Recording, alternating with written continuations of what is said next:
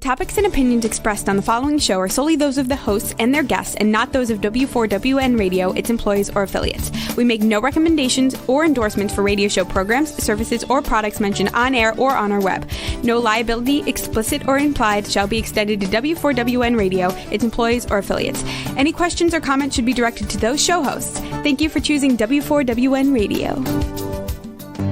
This is Beyond Confidence with your host, Divya Parekh. Do you want to live a more fulfilling life? Do you want to live your legacy and achieve your personal, professional, and financial goals? Well, coming up on Divya Parekh's Beyond Confidence, you will hear real stories of leaders, entrepreneurs, and achievers who have stepped into discomfort, shattered their status quo, and are living the life they want. You will learn how relationships are the key to achieving your aspirations and financial goals. Moving your career or business forward does not have to happen at the expense of your personal or family life, or vice versa. Learn more at www.divyaparekh.com, and you can connect with Divya at contact@divyaparekh.com. This is Beyond Confidence, and now here's your host, Divya Parekh. Good evening, listeners. So fantastic to be here with you this evening. And today we have a treat in store. So I will be inviting our guest today. It's going to be a little different show today from our regular show. And I again want to thank you for your generosity for getting the books. I really appreciate you getting the Entrepreneur's Garden and Expert to Influencer, because all the profits from the books are going to entrepreneurs impacted by COVID-19. So thank you for joining hands with me and supporting them. And also, I just want to run it by that 1 hour invitation that I have asked you. I am just 1 hour of time per month to help somebody else with no strings attached. And it can be anything. It could be smiling that you could count from maybe 5 smiles a day to strangers throughout the month, and taking that 5 minutes a day, pack it up, folks. And it's important to unpack this influence and inspirational movement, because it's critical at this time that we all come together. So let's welcome Shelby and Eleanor. Hi. Hi, Divya. How are you? Thank you for having us here. Thank you. Thank you, Divya. I'm delighted to be here too. It's a pleasure to have you both. So, Eleanor, usually we start out from... Pardon me? It's breaking up a lot. Yes, we're breaking up a little bit. Divya, can you repeat the question? She's still. Yeah, you're frozen. Okay. Sorry, ladies. Divya's frozen for a moment. We'll get her back unfrozen in a minute. While we are waiting, Shelby, can you tell us a little bit about yourself? Well, I'm a retired music teacher, church organist, choir director. My background is teaching and music. Right now, I do play the piano with a fellow music teacher. We do 4-hand duets on one keyboard, which is a lot of fun for community events and senior citizens and so on. I started writing 2 years ago and always wanted to write, and so finally found time to do it. Awesome. And thank you for imparting your wisdom to others who I'm sure went on to do wonderful things. It's fun teaching children. And adults. I enjoy, I've done Bible studies and so on with adults. So I don't know, I enjoy people in general. Okay. Can you hear That's us? wonderful. Awesome. So what we were talking about is that from your childhood, Eleanor, do you recall any moments that stand out even today? I'm sorry, I have to hear that again. You asked me a question, right? Yes. Okay, would you mind repeating it? Yeah, no, absolutely. I can definitely repeat that. So the question is, do you recall any moments from your childhood that stand out even today in your memory?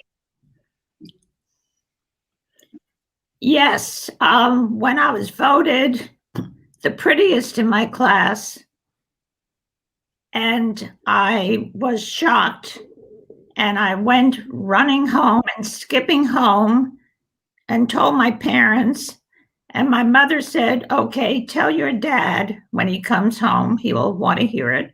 And I couldn't wait until my daddy came home so I could tell him I was voted the prettiest girl in the class. And he said to me, I don't care. He said, what you're born with is not important to me. And he said, as long as you get A's, that's the important thing. What you become with yourself is the important thing. And Divya, I never forgot that.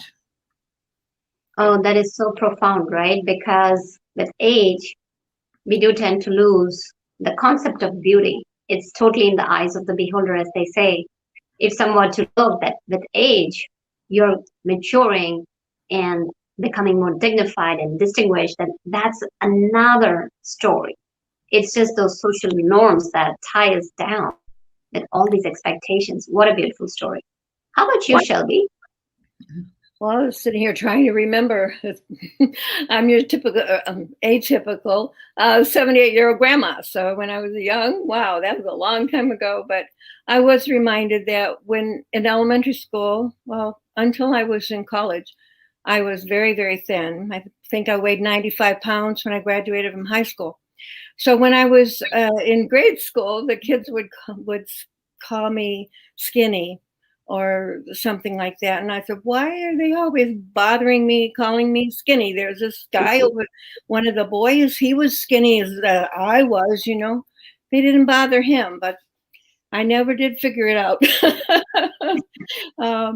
But I wish I was thinner now. And let me ask you this. Why is that? Why is that? Yeah, well, why do you want to be thin right now? Well, when my 6-year-old grandson last summer looked up at me and he says, Grammy, are you pregnant? It kind of hit home. Said, no, Luke, I'm not, but I look like it, don't I? And he says, oh, from the mouth of the babes, right? It's yeah, right. This reminds me of a story. No, it's all in my stomach, and I need to exercise more, but you don't get much exercise sitting at the computer writing. You said it. It's hard. It's hard to get that exercise in day out, and sometimes it's about just kind of creating that time, that even scheduling an appointment that, okay, I gotta do this. And it's hard, especially if it's cold outside and the gyms may be closed or something. I definitely can understand that. So that reminds me of a story, how sometimes you can put your foot in the mouth. And I've done it several times. So one time we were at a gathering and this wonderful lady, she was my friend and I was seeing her after some time. And I heard somebody say, oh yeah, I just heard half of the conversation, which of course kind of told me, this is when I was in my early 20s. I heard the word pregnant. So I see her, I go to her, rushing to her and say, oh, congratulations, what great news. When are you expecting? And oh my God, she was stone-faced and she said, I just had my baby. And she walked away. I'm like, okay, first of all, never ever listen to just have conversation. And that's something I learned, not to ever call anybody that. So I can definitely see that. I've done that. Yeah, I've done that too. Oh, you've done that too. Okay. That's good to know. Yeah. So, Eleanor, let's kind of hear your story as you grew up. What were you interested in? What was your career? And just kind of tell us from there till now. Well, my career when I was young was to just study hard and get perfect scores and everything. My looks or what I looked like, whether it was fat or thin, was irrelevant to my parents. My parents pushed academia on me. I also was given piano lessons. I asked for ballet lessons, but they said piano lessons would give me more information in life. And I continued in piano until I went to Juilliard. At 16, I was at Juilliard, and then I also went to an Ivy League college because I graduated first in my class from a large public high school. So I didn't know what I wanted, but I knew I had to excel or try to excel in everything I touched, and that drove me. I wasn't interested in my physical looks. In fact, I was wearing braids while I was 15.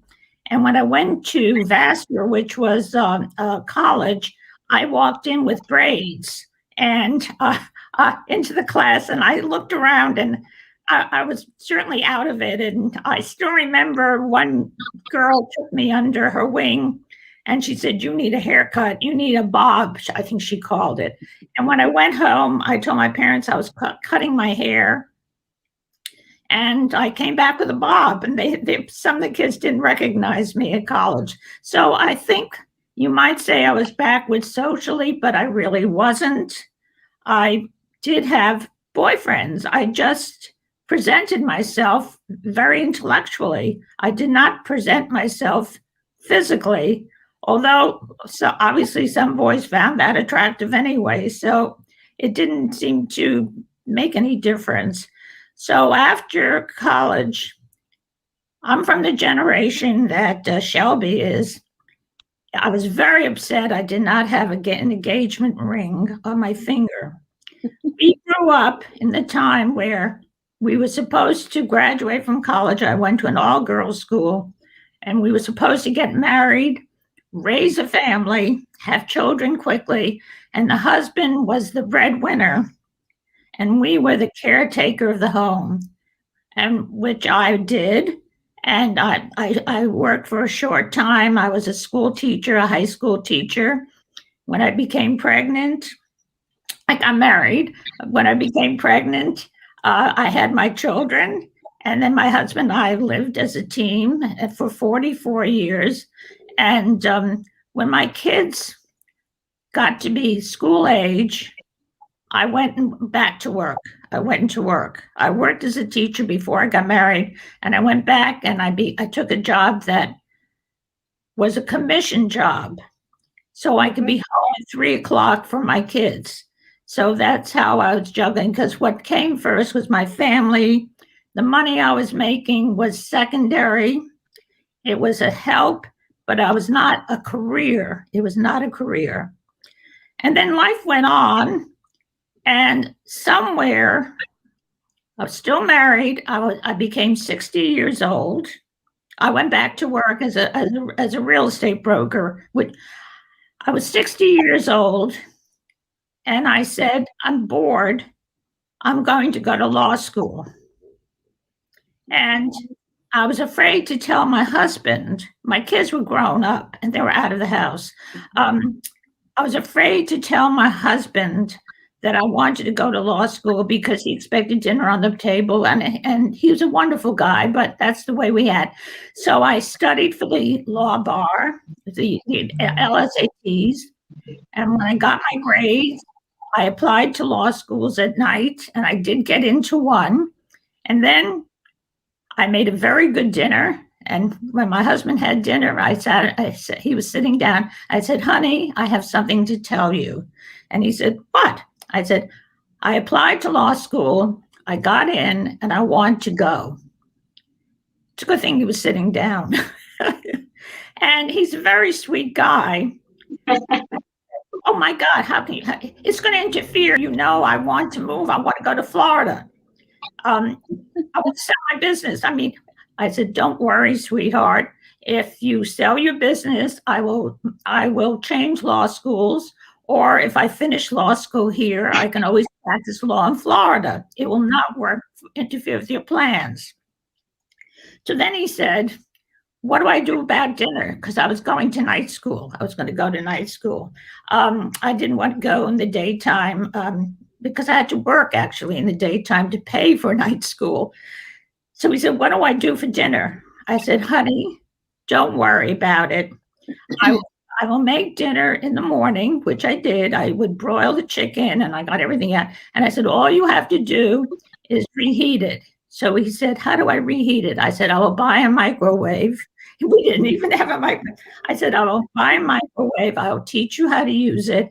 And all you have to do is put it in there. So I bought a microwave. He learned how to use a microwave. I went through 4 years of school, and he was very proud of me. He was very proud of me that I went to law school, and he started. I could feel it. He was just a sweet boy.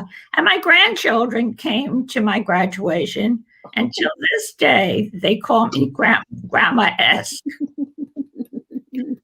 Oh, that's such a beautiful story that even with all this, you went to law school, and that's phenomenal. And that's what I wanted to bring to people's attention, that age does not mean that there are any limitations. You can do anything that you want at any age. So how did it make you feel after passing, Eleanor? After my husband's passing, you said? After you got your law degree, how did you feel? I'm sorry, you asked. I'm sorry, how did I feel after? How did you feel after getting your law degree? I felt renewed. I felt excited about learning something new. I made new friends. I was not nervous, oddly enough, even because when I went to court, I was older than the judges there. and I actually had 1 or 2 friends who were judges. So, and I appeared before the bench, and she said, I think I ought to transfer this case. She called recusal. So, I have to make this very clear because, as you know, I'm now a senior influencer or commentator. I had more confidence older than I might have had if I were an attorney younger. I've been trying to figure out why, but I think I just brought a certain, this is gravy, and this is something that I'm very proud of.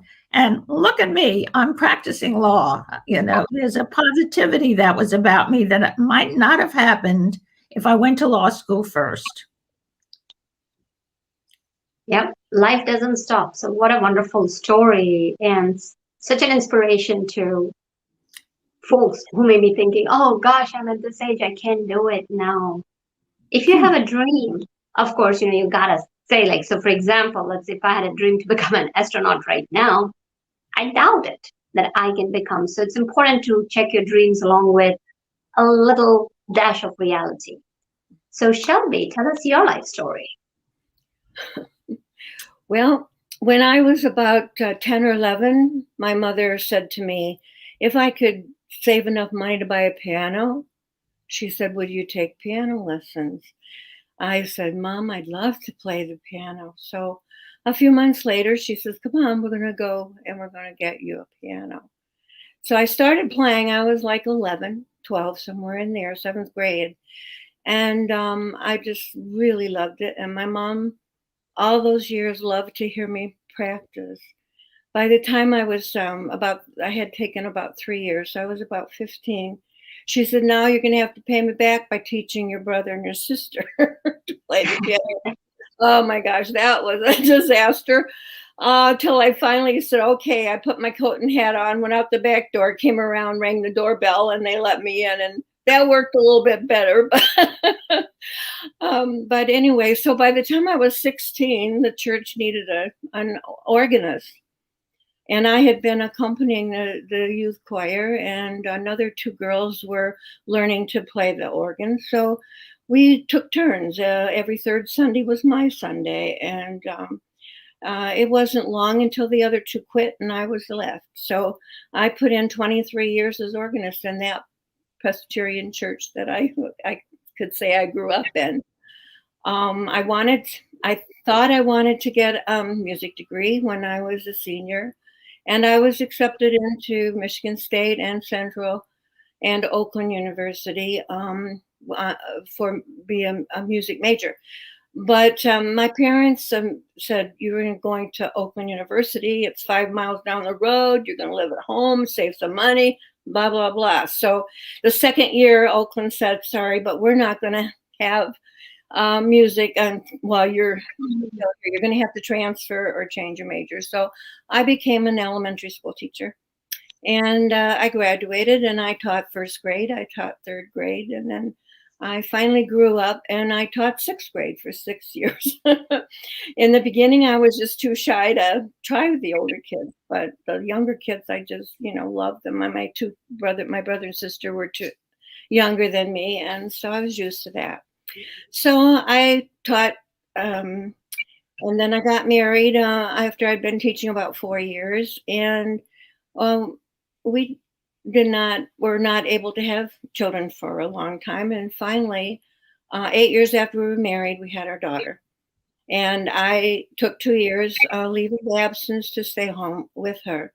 But I was pregnant with my son at that time. And so I had to make a decision. My sister said she would keep my 2 kids with her 2 kids while I taught school. And so I went in and prepared the room for school to start. It was the day before Labor Day weekend. And the principal was a real good friend of mine. I had taught with her earlier. She said, Shelby, I detect that you really don't want to come back. And I said, well, I do have some misgivings, And she said, well, you go back to that room and you think about it. And before you leave, I want you to tell me yes or no, you're going to come or you're not going to. And I said, well, it's kind of late to tell you now. School starts on Tuesday. She said, doesn't matter. Don't worry about it. Do what you want. So by the time I got done with the room and so on, I went back to her and I said, you know what? I really don't want to do this. So I quit. I went home. I picked up my kids at my sister's and I said, I decided I'm not going to teach. She said she'd had 4 kids. So she was, I'm so glad, she said. So that was where that was. So then I taught. I had the son, I had the daughter.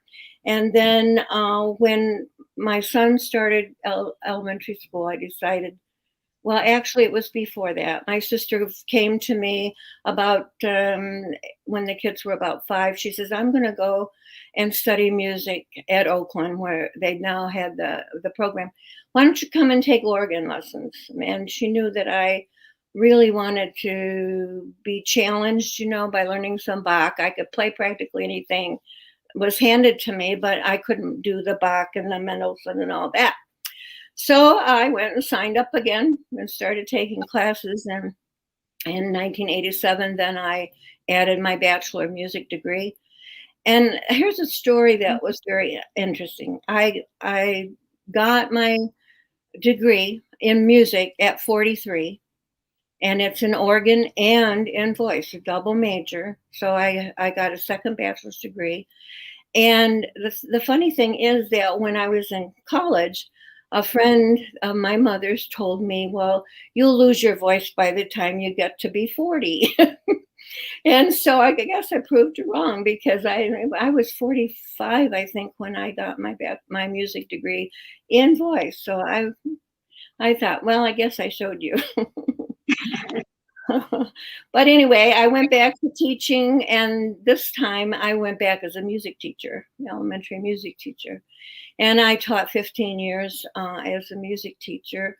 I had taught preschool before I got the job in the public school, and through 7th grade. Well, the year that I taught 7th grade music was the year that I decided I'm not doing this again. And I was going to retire before I had to teach 7th graders again.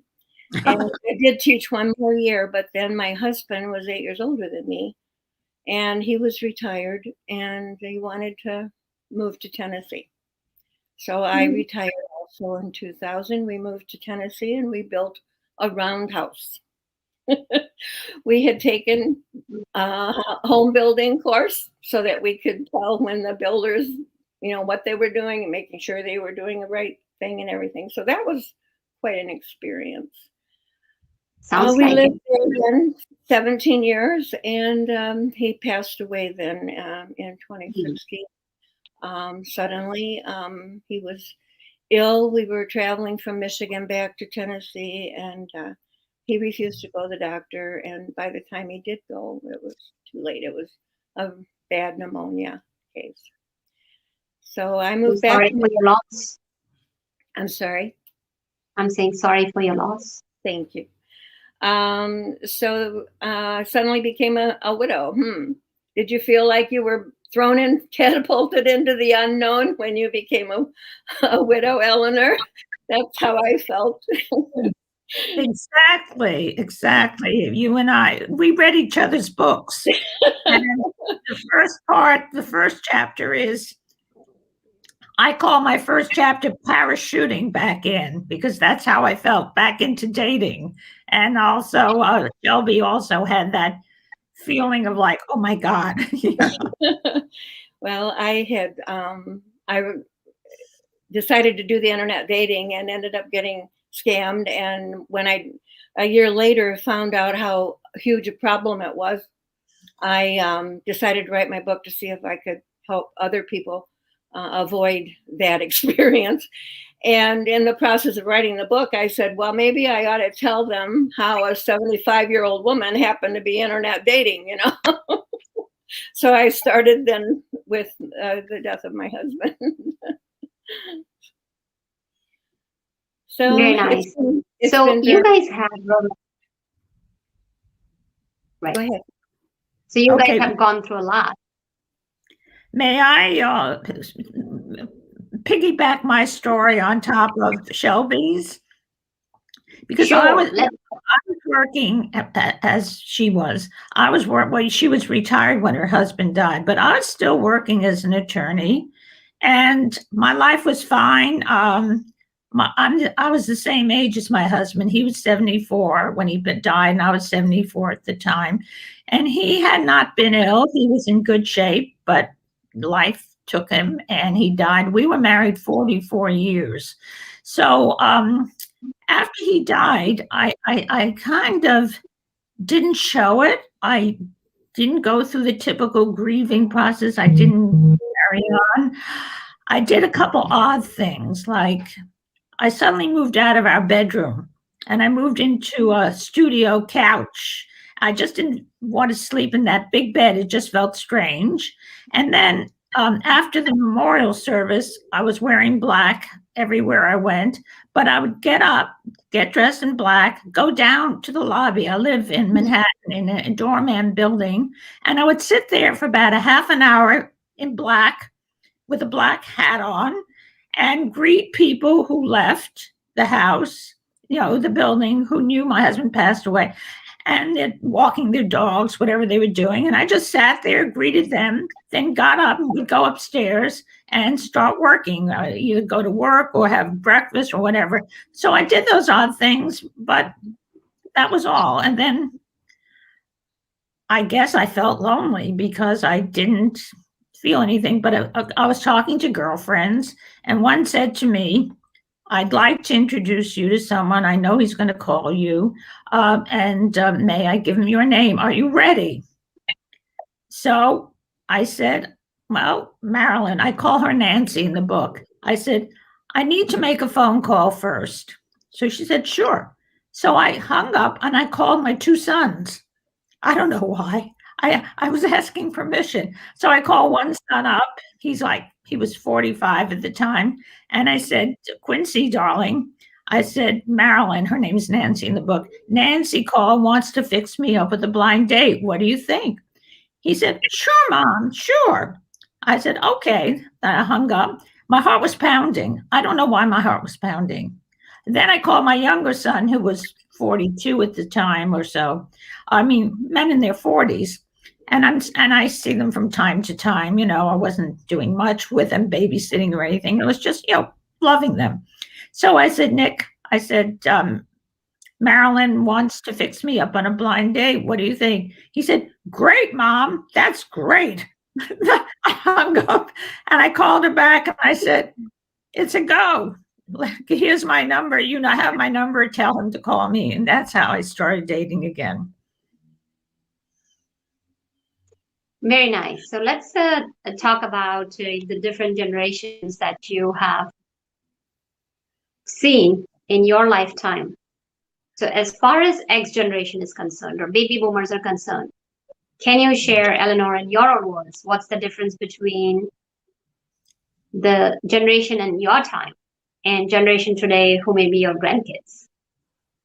Well, the generations are very different. My sons, who are the 40s, are very different from what I was in the 40s. They're more open in some ways and more cavalier than I was. I was very conservative in my 40s. They're getting married later and having their children later. Both my sons got divorced and remarried, which is something I never would have considered. My parents, I think, would have killed me. My parents had the attitude that if he doesn't drink and he's not a heavy smoker and he doesn't beat you, you stay married and you make it work. A marriage is not something that you take lightly, but it's a job that you both have to work at. And that was my attitude. They're thick and thin. I was at my husband's side and I made it work. And I think he made it work too. It wasn't as narcissistic in my mind as my kids are within their world.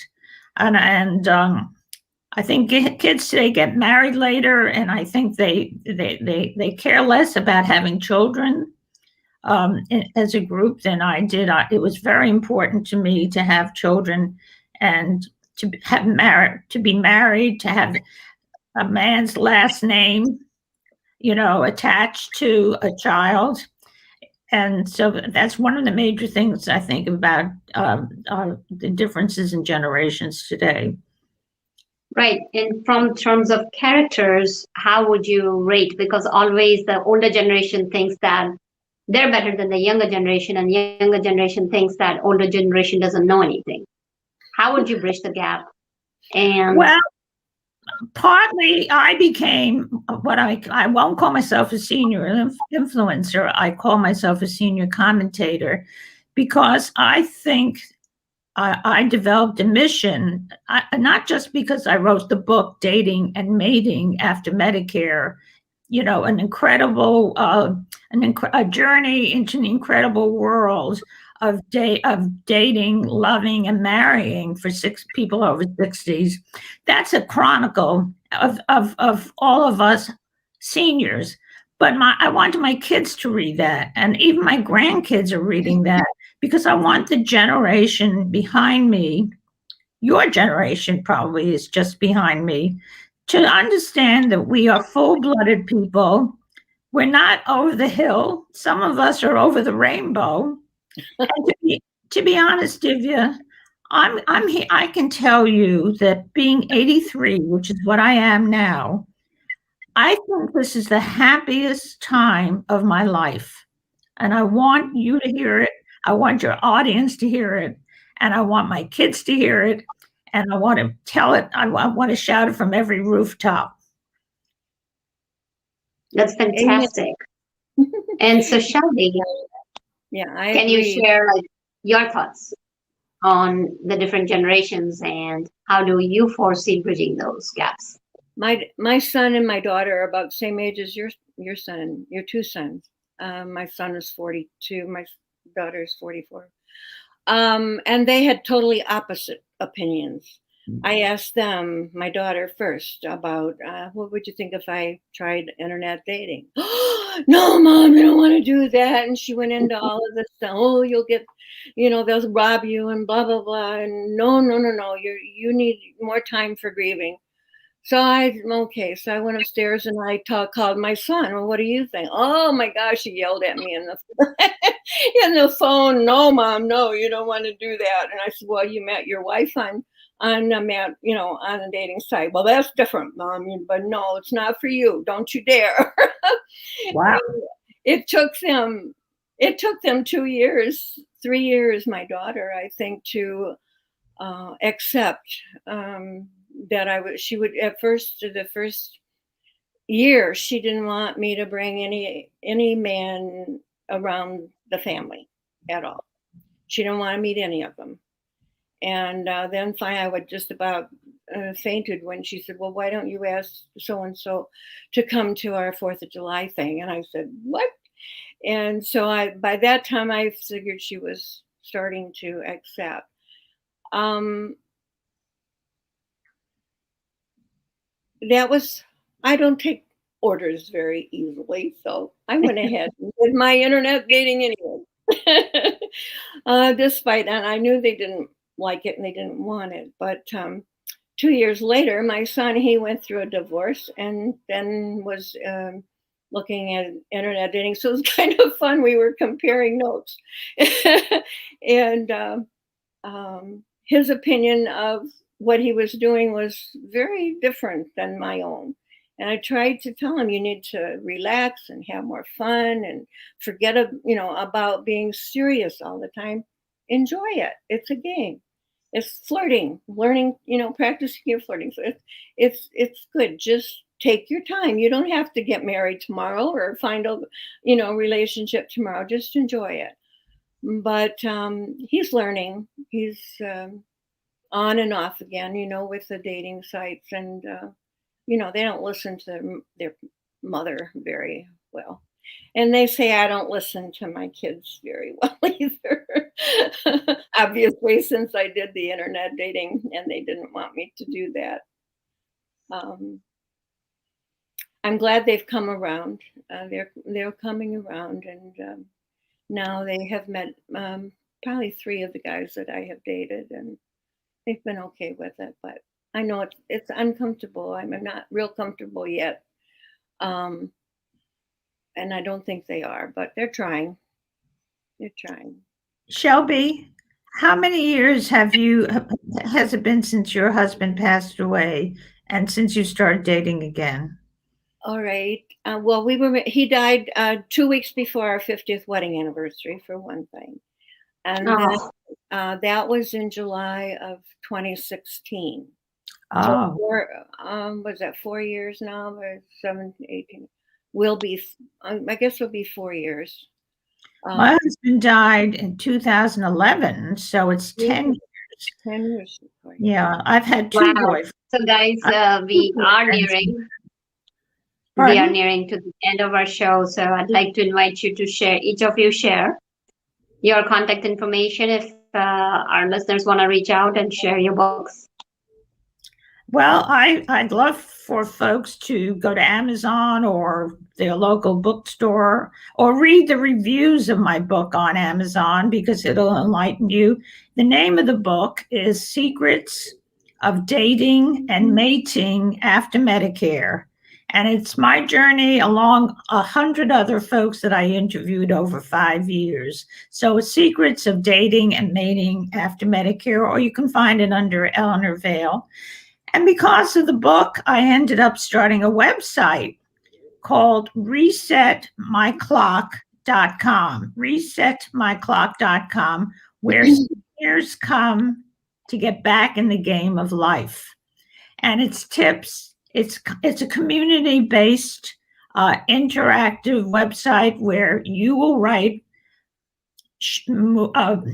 travel places you've been to or books you have read that you think your age group would enjoy and get to know. And I'll be talking about this show on that website and recommending that folks look at it, because Beyond Confidence is something that that seniors really need to look at and let themselves go and enjoy themselves. It is our time.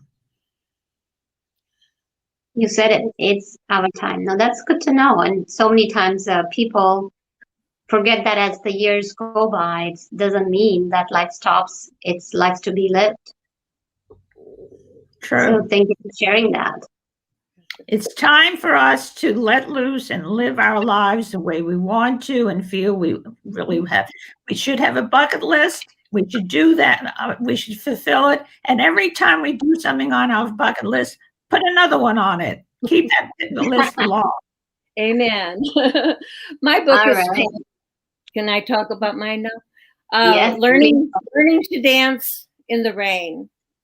And I learned to dance during my time of navigating my grief. That's what helped my exercise. That's what helped me to get through and meet new people, because I relocated from Tennessee to Michigan to be close to my daughter. My book is in 4 acts. The first act, of course, is explaining about my husband's last 4 days alive, and the funeral and the planning and the business that was all involved in, immediately after he died. And then the second part of the second act is a guide for helping people to improve themselves, getting their confidence back. We talked about earlier about I thought I would rather be thin now. Well, how many people do you talk to and say, you like your body? And they'll say, no, I don't like this, or I don't like that, or like. So in my book, I help them to figure out the things that are good about them, and so on. So they're preparing and thinking. I give thought-provoking questions so they can assess their options and decide what they want to do to have a fulfilling next chapter of their life after Medicare. I love that, Eleanor. I love that. The third act gets into issues about dating again and online dating, the nuts and bolts of doing it. And I think it's a wonderful service. I really do. It's a good way to meet people. And I give guidelines for safe and successful internet dating experience. And I also give a lot of pointers for avoiding those scammers, because you're going to have them. I thought I was the darling of the internet when I first signed up, because I got so many messages right away. And then within 2 weeks, they were all scammers, I noticed. So I learned a lot. I have 28 red flags for spotting a scammer as soon. So it has a lot of helpful strategies for dealing with grief and healing, developing your confidence back. I lost mine, as I said, and for safe, keeping your financial and emotional and your physical health, and protecting yourself while you do all of those things. One thing is, don't give your last name, ladies, until after you met that person and know that it's so. My friend tells me, be sure you right. Any information. No, fantastic. So since we are getting close to the end of the show, so if you want to share, I have a website, learningtodanceintherain.org, and I appreciate hearing from everybody. Absolutely. Thank you so much. This was fun. Thank you. It was fun. Thank you, Shelby and Eleanor, for joining us. And of course, thank you, listeners. Do reach out to us and let us know if you are looking for any stories and specifically. So we'd be happy to meet your requests and see what we can do here. And thank you, Rebel, for making the show possible. And until next time, take care and be well. Bye. Thanks again. Thank you for being part of Beyond Confidence with your host, Divya Parekh. We hope you have learned more about how to start living the life you want. Each week on Beyond Confidence, you hear stories of real people who have experienced growth by overcoming their fears and building meaningful relationships. During Beyond Confidence, Divya Parekh shares what happened to her when she stepped out of her comfort zone to work directly with people across the globe. She not only coaches people how to form heart connections, but also transform relationships to mutually beneficial partnerships as they strive to live the life they want. If you are ready to live the life you want and leverage your strengths, learn more at www.divyaparekh.com. And you can connect with Divya at contact@divyaparekh.com. We look forward to you joining us next week, Monday, 8 p.m. Eastern Time.